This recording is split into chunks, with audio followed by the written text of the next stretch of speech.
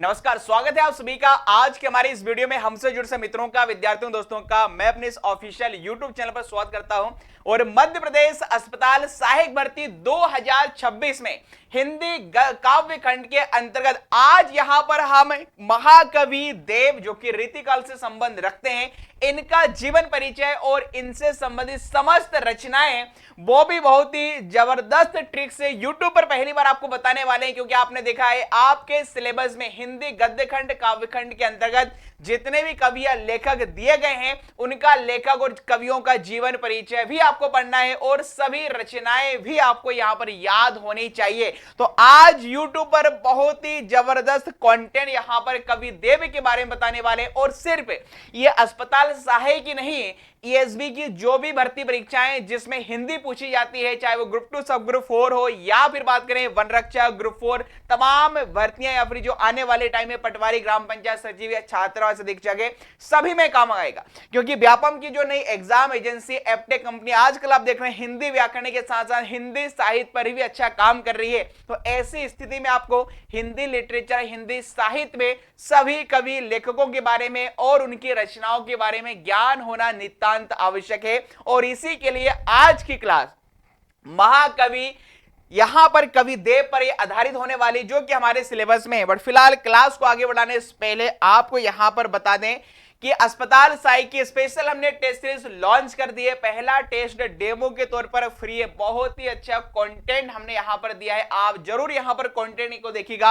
और यहां पर भी ऑफर के तहत ओनली 149 में आप इसे ले सकते हैं। और माइनस मार्किंग भी यहां पर रखी गई है। हिंदी इंग्लिश बाइलिंगुअल हमारी टेस्ट सीरीज है, सभी का डिटेल सॉल्यूशन भी हमने प्रोवाइड कराया है। और मध्य प्रदेश की पहली मास्टर हिंदी टेस्ट सीरीज भी हमने लॉन्च कर दी। 5000 से ज्यादा सवाल मिलेंगे, सभी का सॉल्यूशन आपको मिलने वाला है। व्यापम की हर एक एग्जाम में काम आएगा, जहां पर भी हिंदी पूछी जाती है। हमने इन सभी एग्जाम को कवर करते हुए इस टेस्ट सीरीज को लॉन्च किया माइनस मार्किंग के साथ। और यहां पर आप देख सकते हैं कुल 50 टेस्ट हैं, प्रत्येक टेस्ट में 100 प्रश्न रहने वाले हैं और पूरा यहां पर सिलेबस हिंदी का कंप्लीट है। तो यदि आप व्यापम के किसी भी एग्जाम की तैयारी कर रहे हैं तो इस टेस्ट सीरीज को जरूर देखिएगा, क्योंकि इसमें हमने हिंदी व्याकरण के साथ साथ हिंदी साहित्य पर भी यहां पर हमने बहुत ही अच्छा कंटेंट आपको प्रोवाइड कराया है। तो हिंदी साहित्य, हिंदी व्याकरण, सभी का टेंशन ही खत्म हो जाएगा इस टेस्ट सीरीज को लेने के बाद। चलिए आगे बढ़ते हैं। इसी के अलावा सीपीसीटी कोर्स या सीपीसीटी की टेस्ट सीरीज हो, ये भी आप हमारी एप्लीकेशन से ले सकते हैं। ग्रुप 4 का कोर्स हो या फिर ग्रुप 4 की टेस्ट सीरीज, ये सब कुछ आपको मिलेगा हमारी एप्लीकेशन पर। एप्लीकेशन का नाम है संदीप गोरसर। इसी वीडियो के डिस्क्रिप्शन में हमारे व्हाट्सएप चैनल, टेलीग्राम ग्रुप और एप्लीकेशन की लिंक देख रखिए, जिससे आप हमसे जुड़ सकते हैं। आइए यहां पर क्लास पर चलते हैं। और क्लास आज जो आधारित है, जैसा यहां पर थंबनेल में देख पा रहे हैं, इससे पहले वाली क्लासेस में मैंने आपको सूरदास, तुलसीदास, इसी के अलावा बात करेंगे जयशंकर प्रसाद की जीवनी बताई है। उनसे संबंधित कौन कौन से फैक्ट एग्जाम में पूछे जा सकते हैं या उनकी रचनाएं कैसे याद रखेंगे, ट्रिक से, सब कुछ हमने यहां पर क्लास में आपको नगद केस याद करा दिया था ट्रिक के माध्यम से। हॉस्पिटल असिस्टेंट की हमने प्लेलिस्ट भी बना दी है, जहां पर आप सारी चीजें यहां पर इसके पहले के लेक्चर देख सकते हैं। तो आज यहां पर कवि देव की यहां पर 5th नंबर की हमारी क्लास होने वाली है। चलिए यहां पर क्लास को स्टार्ट करते हैं। तो यहां पर सबसे पहले आप देख पा रहे हैं, देखिएगा, रीति काल के गौरव। जी हां, हिंदी साहित्य को देखिए अलग अलग कालों में विभाजित किया गया है। सबसे पहला जो काल आता है प्रारंभ, आदि काल से होता है। आदि का मतलब ही होता है प्रारंभ। जो मानव सबसे पहले आया वो आदि मानव कहलाते हैं। तो जो काल में पहले आया वो आदि काल कहलाएगा। और इसी के बाद आता है भक्ति काल, जिसमें भक्ति संबंधी रचनाएं कई यहां पर संत कवि शिरोमणि महान कवियों ने लिखी है। फिर उसके बाद तीसरे नंबर पर आता है रीति काल, जिसकी समय अवधि यहां पर 1700 से लेकर 1900 ईस्वी तक मानी जाती है। तो ये रीति काल के प्रमुख महान यहां पर कवि देव हैं। और रीति काल के देख सकते हैं महाकवि, अलंकारों के अद्वितीय साधक। जी हां, अब देखिए बात करें इनके पूरे नाम को लेकर, एग्जाम में बिल्कुल बेसिक से सवाल पूछा जा सकता है, क्योंकि आपके सिलेबस में आपने देखा वो सिंपल एक देव नाम लिखा हुआ है। तो इनका पूरा नाम यदि आपसे पूछे कि कवि देव का पूरा नाम है, याद रखिएगा Devdutt Dwivedi. This is the most important point, ये भी एग्जाम में पूछा जा सकता है।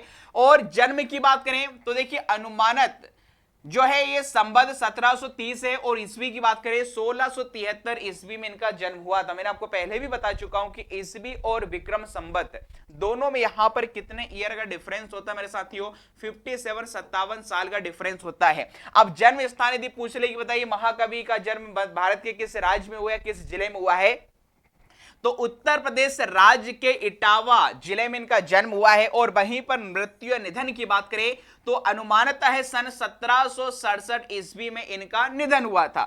अब बात करें युग, किस युग से या किस काल से संबंध रखते हैं, यह भी एग्जाम में पूछा जा सकता है। चार ऑप्शन दे देगा भैया, रीति काल, भक्ति काल, आदि काल या फिर आधुनिक काल। तो यहां पर ध्यान रखिएगा कि कवि देव का संबंध किस युग या किस काल से है, तो जो राइट आंसर यहां पर बनेगा वह क्या होगा मेरे दोस्तों, रीति काल। और रीति काल में भी ये किस धारा से संबंध रखते हैं, तो यह होती है रीतिबद्ध काव्य धारा।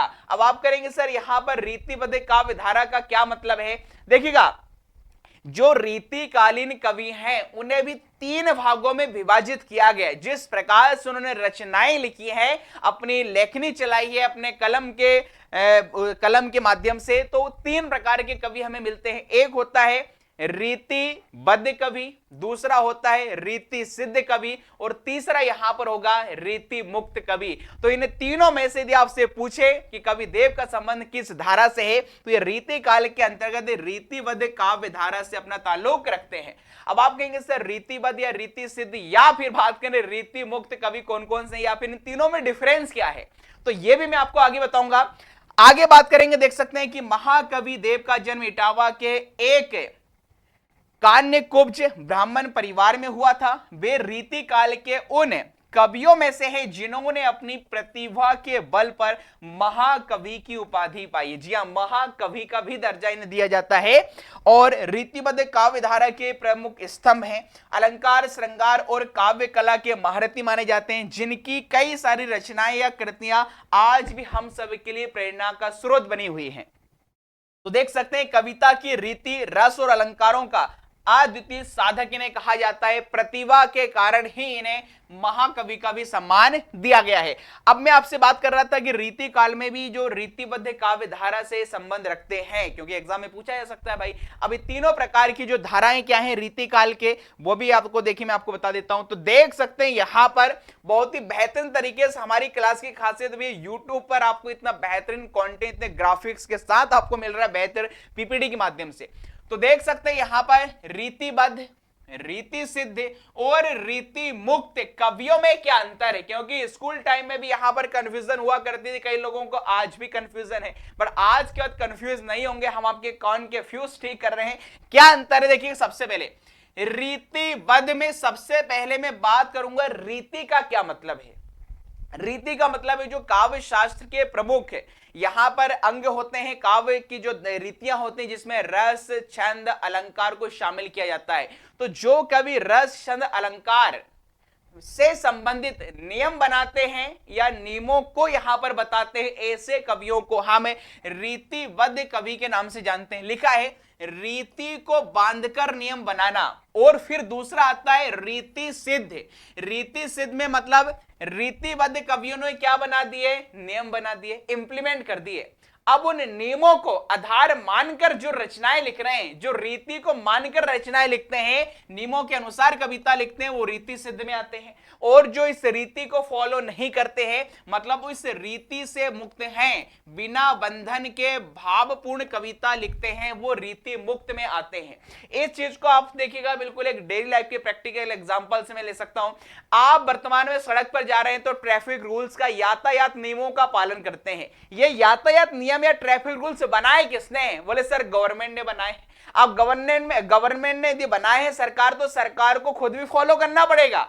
हाल ही में आपने देखा होगा मोदी जी ने कहा है कि 1 साल तक सोना नहीं खरीदना है, विदेशी यात्राएं नहीं करना है, तेल का प्रयोग भी कम करना है और यहां पर पब्लिक ट्रांसपोर्ट का प्रयोग करना है।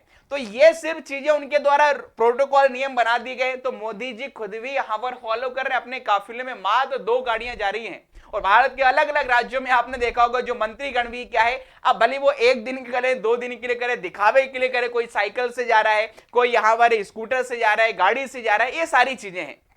उन्होंने रूल्स बना दिए हैं तो रूल्स भी उनके द्वारा भी फॉलो किए जाएंगे। ऐसा नहीं है कि नियम बना दिए भाई हम तो यहां पर फॉलो नहीं करेंगे, हमने तो सिर्फ आपके लिए बनाए हैं तो हम उसे मानेंगे यहां पर रीतिवत। अब गवर्नमेंट ने जो रूल बनाए हैं वो जनता को तो फॉलो करना पड़ेगा, हमें फॉलो करना पड़ रहा है, तो हम किस में आएंगे, रीति सिद्ध। अच्छा, कुछ ऐसे भी लोग होते हैं जो यातायात ट्रैफिक रूल्स का फॉलो ही नहीं करते हैं, पापा की पर या कहीं पर भी घुस जाएंगे ट्रैफिक रूल्स को फॉलो ना करते हुए, ठीक है, इंडिकेटर लेफ्ट का दिया है और राइट से कट करके निकल जाएंगी, तो वो किस में आएंगी, रीति मुक्त में आएंगी। तो आई होप तीनों चीजें आप समझ चुके होंगे कि रीति मुक्त, रीति सिद्ध और रीतिबद्ध होता क्या है। आगे और समझो। अब देखिए, इन्होंने लक्षण लिखने वाले कवि हैं, इन्होंने रीतियों को बताया है, ठीक है, विशेषताएं इन्होंने काव्य के नियम बनाए हैं कि काव्य का सर्जन यदि किया जाना है तो किस प्रकार से किया जाना है, क्या क्या उसमें शर्तें होना चाहिए, किस किस चीजों का समावेश होना चाहिए। तो बोले रीति में देखिए अलंकार, रस, नायक नायिका के भेद आदि के लक्षण इन्होंने लिखे हैं। इसमें काव्य शास्त्र के ये आचार्य हैं। अब बात करें उदाहरण सीधे आपसे पूछा जाए निम्नलिखित में से कौन सा रीतिबद्ध कवि है अथवा नहीं है, तो याद रखिएगा आचार्य केशवदास। इनकी फेमस यहां पर रचना है रामचंद्रिका, जिसे छंदों का अजायब घर कहा जाता है। इनकी भाषा काफी यहां पर विशिष्ट या कठिन है, जिसके कारण इन्हें कठिन काव्य का प्रेत भी कहा जाता है, जो हजारी प्रसाद द्विवेदी ने कहा, यह भी पूछा गया है। और इसके अलावा चिंतामणि है, त्रिपाठी है, मतीराम है, देव जो कि आचार्य रूप में, ये सारे रीतिबद्ध कवि है, इन्होंने रीति से संबंधित नियम बनाए हैं, ठीक है। अब बात करें रीति सिद्ध में, तो देखिए रीतिबद्ध कवियों द्वारा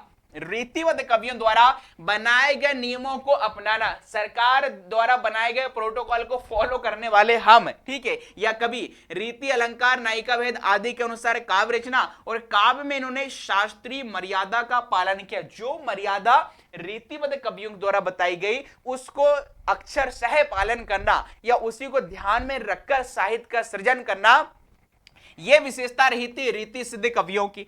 अब इसके उदाहरण की मैं बात करूं तो देखिए कवि के रूप में ये जो रीति सिद्ध कवि में आते हैं देव, जबकि आपको तो एग्जाम में पूछे तो यही मान के चलना है कि जो महान कवि देव हैं ये तो रीतिबद्ध ही हैं, ठीक है। बाकी बिहारी, भूषण, पद्माकर, मतीराम, ये यहां पर याद रखिएगा रीति सिद्ध कवि में आते हैं। और रीति से जो मुक्त हैं, याद रख सकते हैं किसी भी नियम बंधन या शास्त्रीय मर्यादा में नहीं बंधे हैं। इन्होंने अपने स्वच्छंद रूप से भावों को अभिव्यक्त किया है। इन्होंने अपने अनुभव, भक्ति, प्रेम, करुणा, प्रकृति आदि विषयों पर सरल और भावपूर्ण काव्य यहां पर लिखा है। मतलब इनकी रचनाओं में भावों की प्रधानता, इमोशन की प्रधानता रहती है।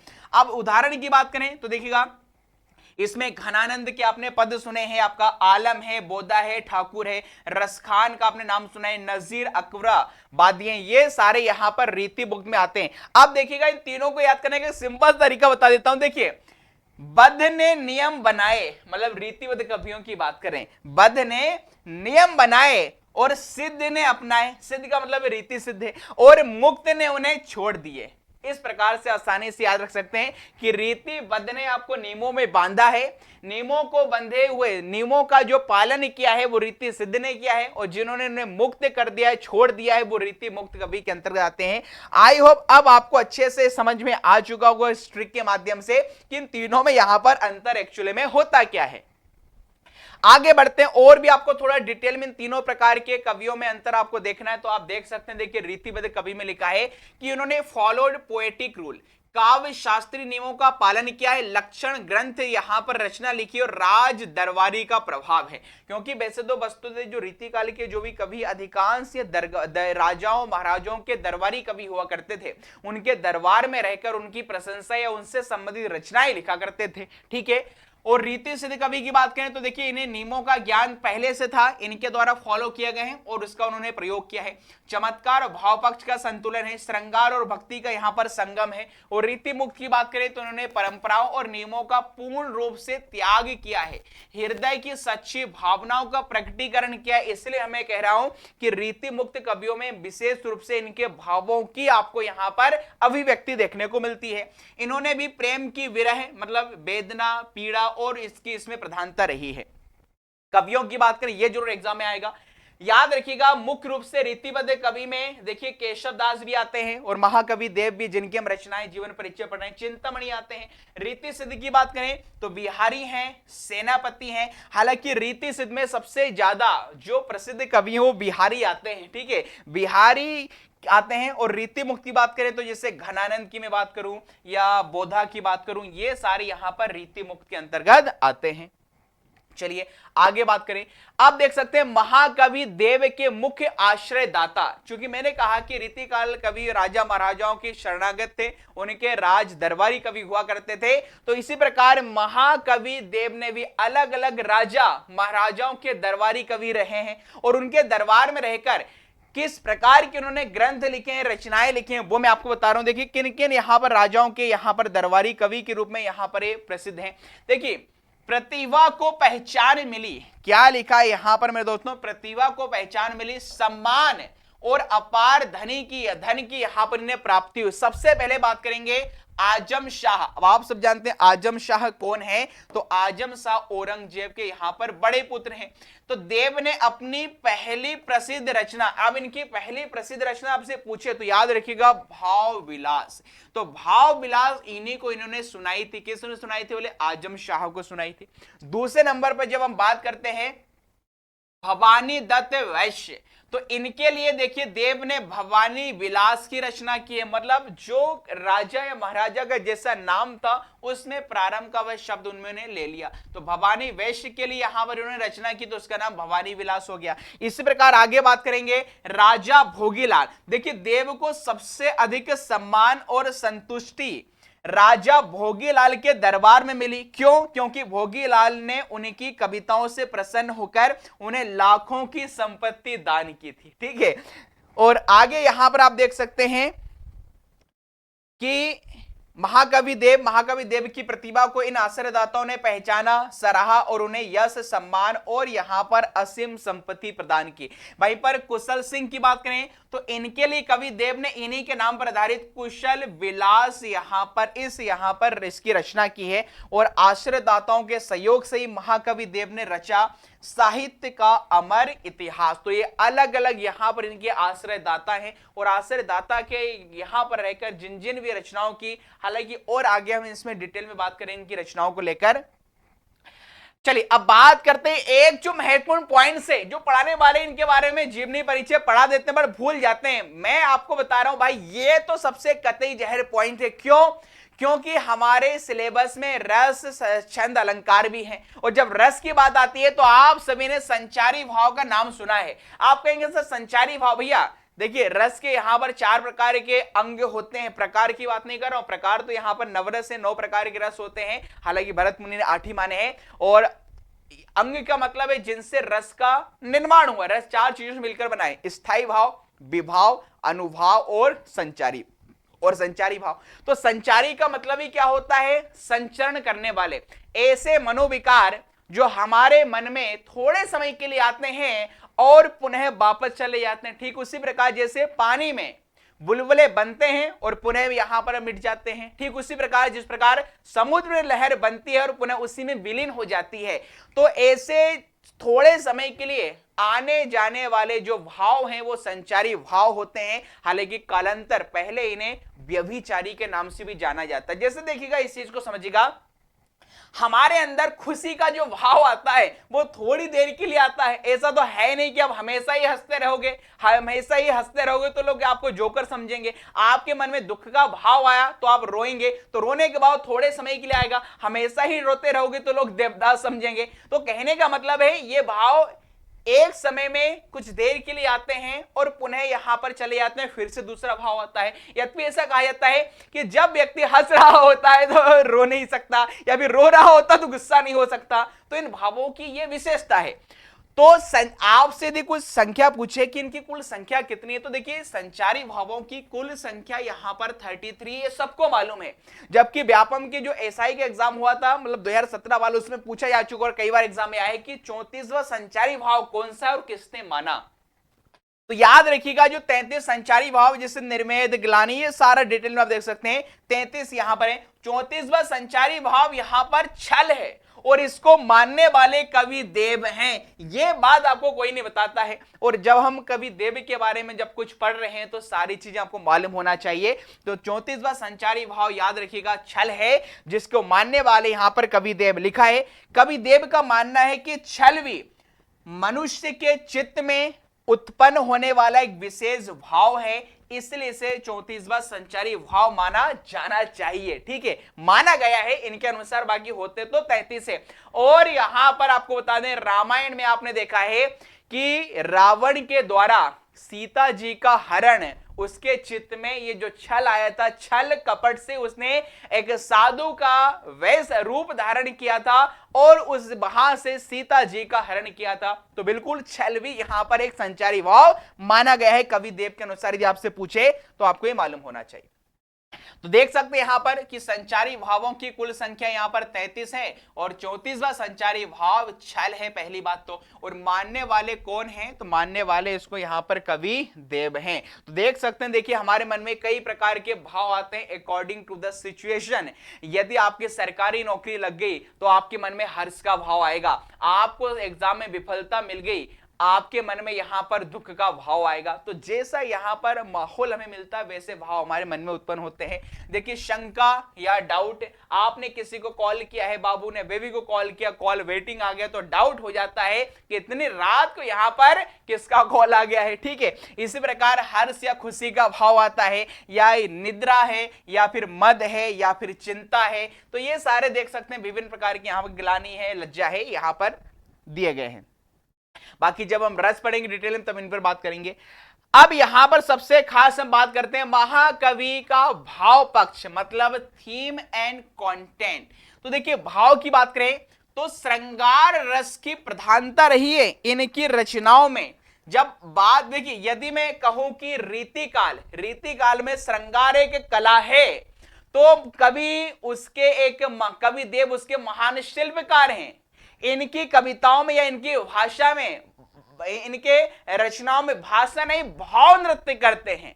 और यदि आपको श्रृंगार रस की या फिर अलंकारों की अनुपम छटा देखनी है तो इनकी कविताओं को अवश्य पढ़िए, क्योंकि कहा जाता है कि कवि देव की भाषा में श्रृंगार नहीं, इनके भाषा में या इनके शब्दों में पूरा संसार बसता है। और इनकी कविता पढ़ते ही मन में ब्रिज का मधुर प्यार बसता है मेरे दोस्तों, क्योंकि यहां पर इन्होंने श्रृंगार में चाहे संयोग हो चाहे वियोग, दोनों पर ही अपनी कलम चलाई है। श्रृंगार संयोग का वर्णन किया है, यहां पर राधा कृष्ण के मिलने का या गोपियों को मिलने का और उनके विरह का वर्णन किया, मतलब इनकी रचनाओं में राधा कृष्ण के विरह या संयोग का वर्णन मिलता है।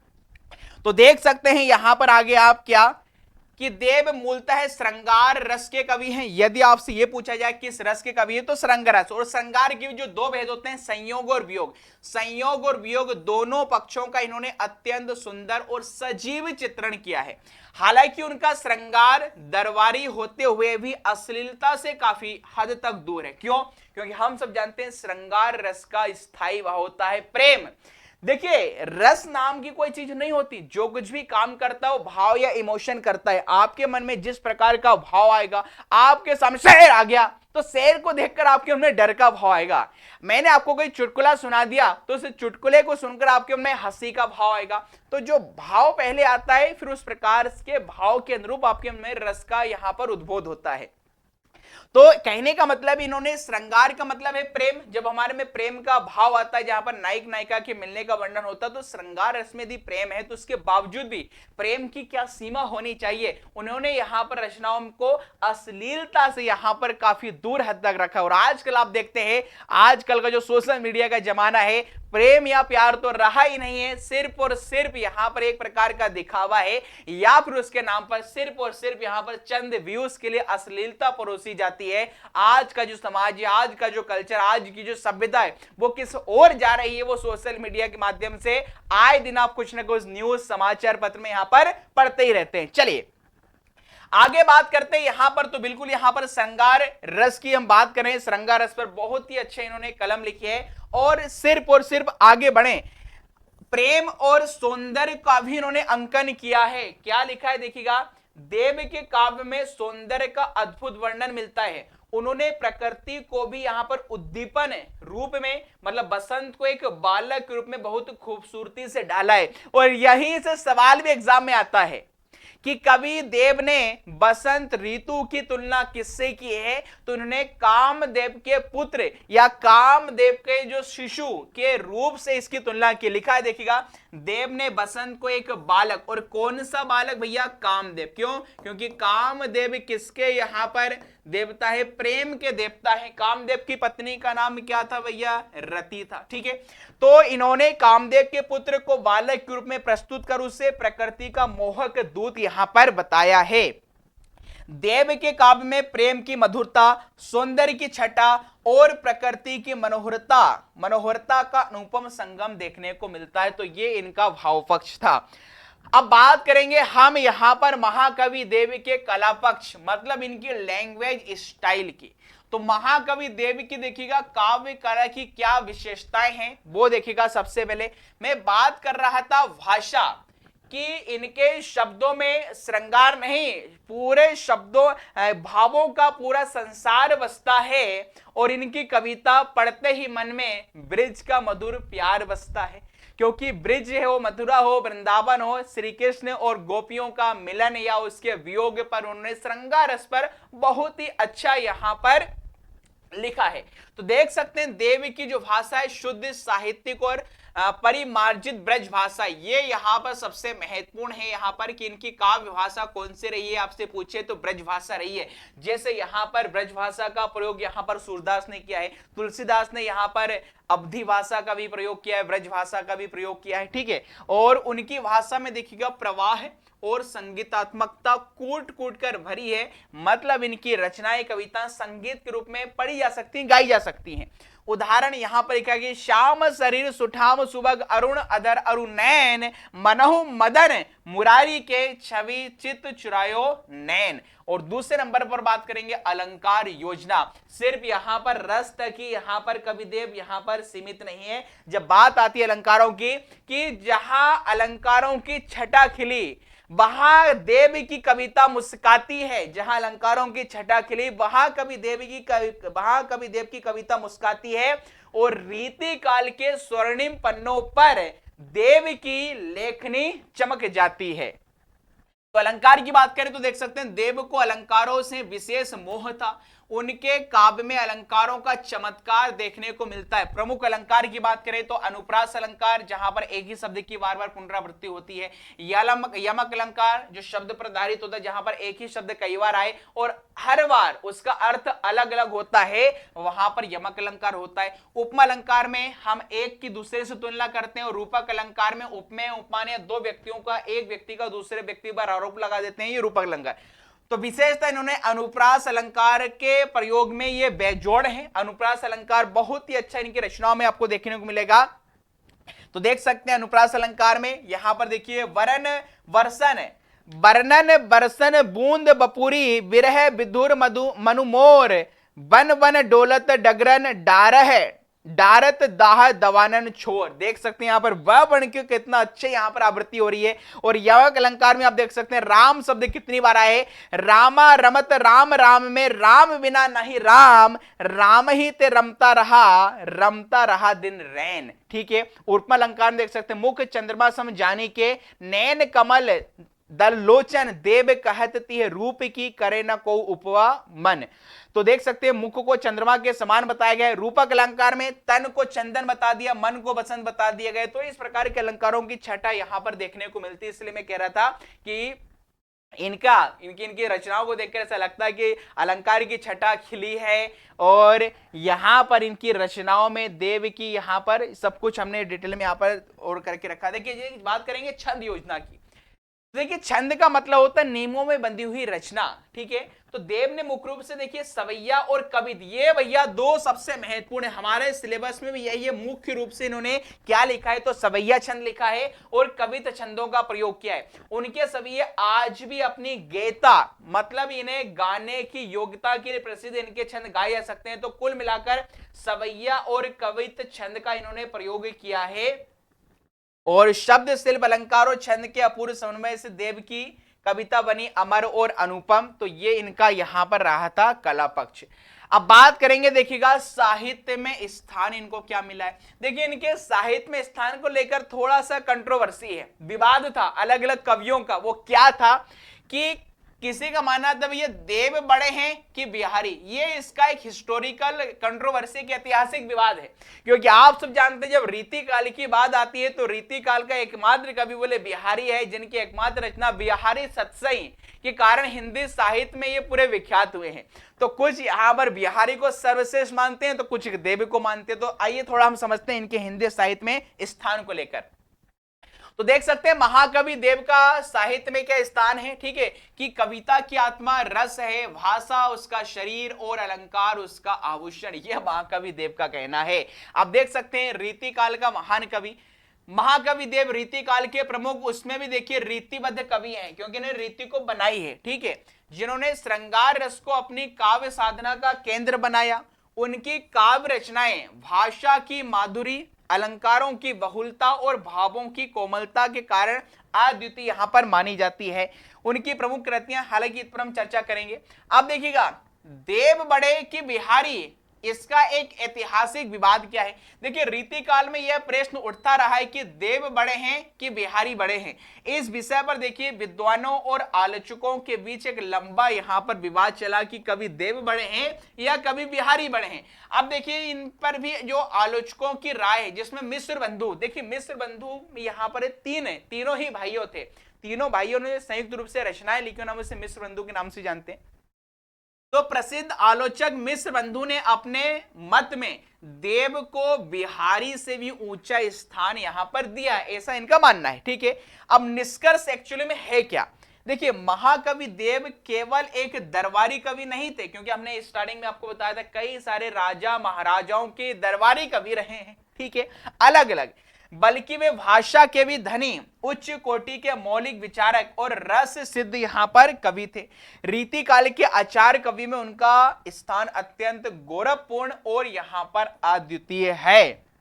और देव की कविता में भाषा की सरसता, अलंकारों की छटा और भावों की मधुरता का अनुपम अनूठा संगम यहां पर मिलता है। तो मैं आपको कवि बिहारी के बारे में बता दूं, हालांकि कवि बिहारी तो हमारे सिलेबस में नहीं है, किंतु हाँ उन्होंने एक पॉइंट जरूर मेंशन किया, कवि और लेखक के परिचय। तो कवि और लेखकों के परिचय में किसी भी कवि लेखक का परिचय आ सकता है, चूंकि अस्पताल साखी योग्यता 10वीं पास है, तो 10वीं पास में जो 10th एनसीईआरटी में जिन जिन कवि और लेखकों के बारे में दिया है आपको पढ़ना चाहिए। जिसे बिहारी भी हम रीतिकाल के सर्वश्रेष्ठ बोलते हैं, क्योंकि कवि बिहारी की एकमात्र रचना बिहारी सतसई, जिसमें 713 तो है, एकमात्र रचना, और एकमात्र रचना के कारण संपूर्ण हिंदी साहित्य में प्रसिद्ध हुए।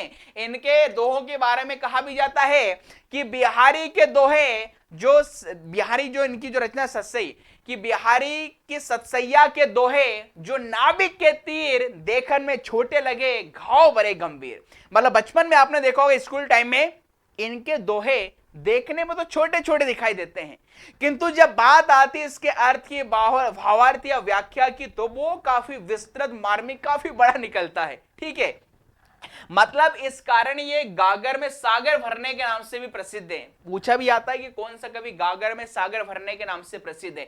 गागर में सागर भरने का मतलब है कि कम शब्दों में बहुत कुछ कह देना, और ये काम बिहारी ने बहुत ही अपने दोहों के माध्यम से करके बताया है। जिस प्रकार हमारे घर वाले भी कम शब्दों में हमें बहुत कुछ कह देते हैं, ठीक है, समझ जाइए। अब आगे चलिए, आगे बढ़ते हैं नेक्स्ट।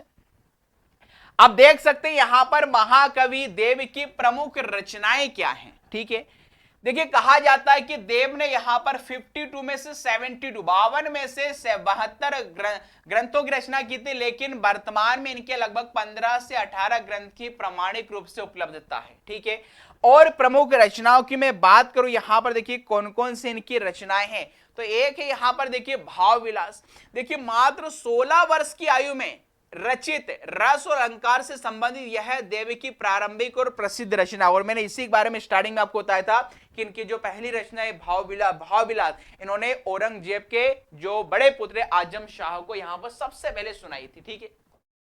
दूसरा है अष्टयाम, दिस इज मोस्ट इंपोर्टेंट, यहां से एग्जाम में क्वेश्चन आएगा। और क्या क्वेश्चन आता है देखिए, अष्ट का मतलब है 8, मतलब इन्होंने नायक नायिका के 8 पहरों के विलास का वर्णन रीतिकालीन काव्य की एक अत्यंत महत्वपूर्ण रचना है। तो आपसे पूछा जाएगा कि नायक नायिका के 8 पहरों का विलास का वर्णन कवि देव ने अपने किस रचना में किया है। एग्जाम में ऑप्शन रहेगा भाव विलास, अष्टयाम विलास, अष्टयाम कुशल विलास, ये सारी चीजें। ठीक है, तीसरे यहां पर आगे बढ़ते हैं, कुशल विलास। देखिए ये इन्होंने कुशल सिंह के आश्रय में लिखा। इसमें नायक नायिका के भेद, श्रृंगार और अलंकारों का सुंदर निरूपण है। भवानी विलास की बात करें तो यह रचना भवानी दत्त वैश्य के लिए लिखी गई है। इसमें भी श्रृंगार रस अलंकारों का अद्भुत प्रयोग मिलता है। और एक है प्रेम तरंग, प्रेम की तरंगों और उसके विविध रूपों का मनोहर चित्रण इन्होंने किया है। भाषा अत्यंत मधुर और प्रभावमयी यहां पर रही है। जाति विलास में नायक नायिकाओं के विभिन्न भेदों और उनके लक्षणों का विस्तृत सुंदर वर्णन, मतलब जाति से संबंधित।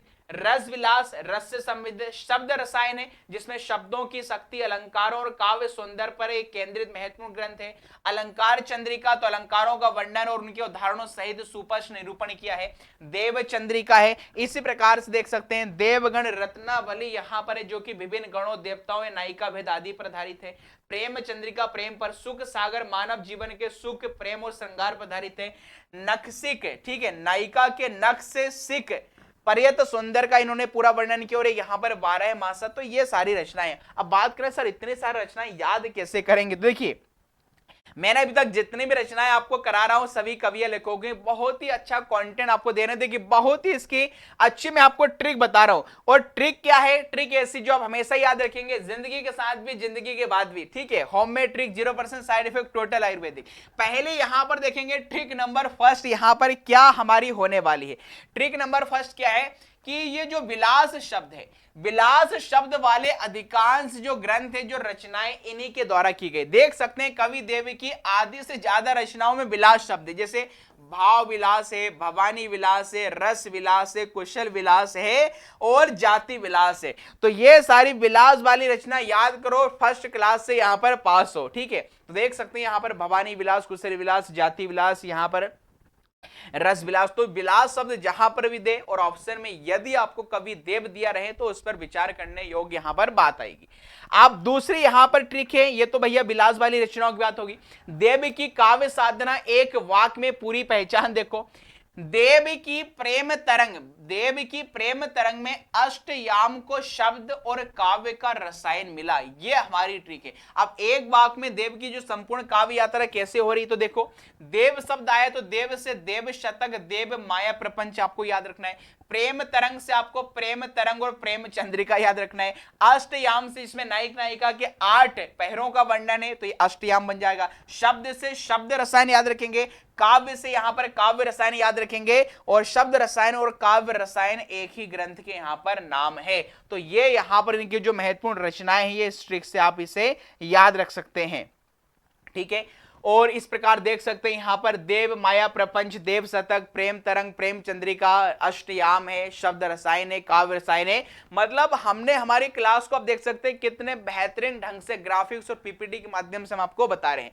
तो ये पूरा आज की क्लास में हमने कवि देव का जीवन परिचय और यहां पर उनकी रचनाओं और उनकी रचनाओं को हमने आपको बताया है। और अब देखिएगा, बात करें सर आप इन्हीं की बात कर रहे हैं, इन पर ही आपने कई सारी चीजें हमें बताई। कुछ आपके लिए भी यहां पर मैं कहता हूं कि हुस्न की बात चली तो मैंने आपका भी नाम ले लिया, हुस्न की बात चली तो मैंने आपका भी नाम ले लिया, और आप सभी की मुस्कुराहट ने मेरा सुध-बुध तमाम किया।